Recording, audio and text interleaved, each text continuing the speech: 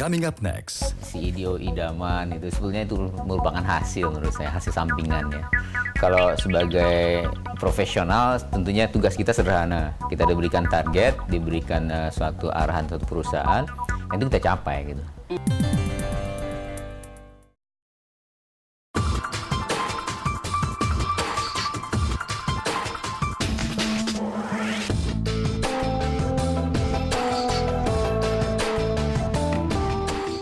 Halo Indonesia, selamat berjumpa kembali di CEO Hour. Inilah Inspiring CEO bersama saya Nadia Arduwinata. Ada kutipan kata bijak dalam buku manajemen bahwa if you don't know where you are going, any road will take you there. Nah, kutipan kata bijak ini rasanya semakin relevan di dunia yang penuh gejolak seperti sekarang ini. Setiap usaha, setiap organisasi mutlak untuk mengetahui kemana dia menuju, kemudian dengan cara apa dia mencapainya, dan dengan orang-orang seperti apa tujuan itu dapat mereka capai. Nah pemirsa, itulah isi yang akan kita bahas seputar tentang masalah ini dalam Inspiring CEO. Dan telah hadir bersama kita Bapak Hasnul Suhaimi. Beliau ini adalah CEO, Chief Executive Officer atau Presiden Direktur dari PT Excelcomindo Pratama Tbk. Selamat berjumpa Pak Hasnul, apa kabar? Baik-baik Mbak Nadia. Baik ya. Pak Hasnul ini terpilih loh tahun 2007 sebagai CEO idaman. Salah satu CEO idaman. Itu idaman dalam hal ini tuh ada orang yang bilang dia menilai CEO idaman tuh dari kemajuan perusahaan, kemudian dari image dan reputasi juga. Nah Bapak sendiri punya idaman juga nggak sih, idaman yang lain kalau jadi idaman orang lain, gimana Pak? Sebetulnya hal yang menarik, si idaman itu sebetulnya itu merupakan hasil menurut saya, hasil sampingannya.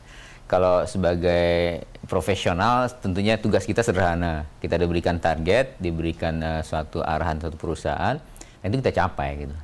Nah dengan capai gitu, nah kita lihat apakah kita mencapainya hanya mencapai untuk perusahaan atau ada nilai tambah, yaitu sesuatu untuk perusahaan udah bagus tapi untuk masyarakat juga bagus. Menurut saya karena itu dua lah yang harus kita kombinasikan. Kalau hanya untuk perusahaan aja tuh belum memberikan apa-apa sebenarnya. Tapi kalau masyarakat juga diuntungkan, itu baru kita boleh bilang CEO idaman saya pikir. Baik. Kalau begitu kita pengen semua CEO idaman ya, karena jadi masyarakat ikut menikmati begitu ya. Idealnya begitu. Idealnya begitu, baik. Nah, Pak Hasnul, dalam industri seluler telepon ya, telepon seluler ini, XL itu termasuk 3 besar di tanah air. Kemudian juga XL, mungkin pemirsa perlu saya sampaikan juga. Jadi tadi saya sebut PT Excelcomindo Pratama Tbk. Ini merek dagang yang kita kenal ada XL ya. Oke, kemudian dari perjalanannya sebagai provider yang pertama kali XL ini menawarkan tarif termurah. Betul begitu Pak? Betul ya. Nah, yang ingin kita tanyakan adalah apa sebetulnya visi yang Bapak lihat pada waktu itu sehingga XL memutuskan keputusan ini diambil, Pak? Ini sebenarnya tahun lalu kita lihat bahwa pasar itu tidak bergerak sesuai dengan harapan. Jadi kalau kita perhitungkan di Indonesia ini seharusnya jumlah pelanggan bisa mencapai angka 150 juta. Tapi tahun lalu bagi Excel agak stagnan. Itu kita pelajari pasarnya. Ternyata pasar kita itu tidak bergerak maju dibanding dengan negara-negara lain karena harga yang diberikan oleh operator GSM besar yang 3 besar ini terlalu tinggi. Jadi kita lihat bahwa terlalu tinggi, masyarakat anggap bahwa yang didapat tidak seimbang dengan mereka bayar gitu.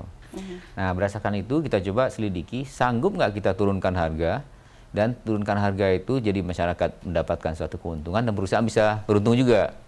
Nah dalam penelitian tadi kita lihat bahwa masyarakat tidak terlalu hargai penurunan yang sedikit.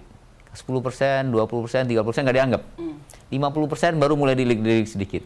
Tapi kalau 70% diskon atau 90% diskon baru kerasa, baru mantap. Ya. Okay. Karena itu kita coba hitung di dalam. Sanggup nggak kita belikan sesuatu yang sangat-sangat agresif, sesuatu yang sangat-sangat agak mengagetkan masyarakat gitu. Sehingga dengan begitu orang yang tadinya nganggap wah ini terlalu mahal akan merasa oh sekarang saya sanggup gitu.